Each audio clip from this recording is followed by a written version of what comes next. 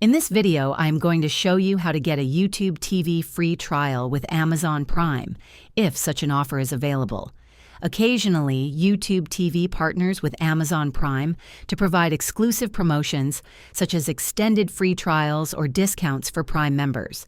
To check for these deals, start by visiting the Amazon Prime Streaming Offers section or the YouTube TV website and look for any active promotions targeting Amazon Prime users.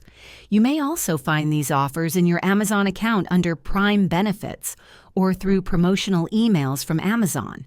If you're eligible, follow the provided link to sign up for the YouTube TV free trial. It will typically guide you through the process while verifying your Prime membership. During sign-up, ensure that the promotion is applied correctly and confirm the trial duration and terms. Keep in mind that even with the Prime offer, you'll need to provide a valid payment method and cancel before the trial ends to avoid charges. If this video helped you learn how to get a YouTube TV free trial with Amazon Prime, please hit the like button and subscribe to the channel for more tips. Thanks for watching, and I'll see you in the next one.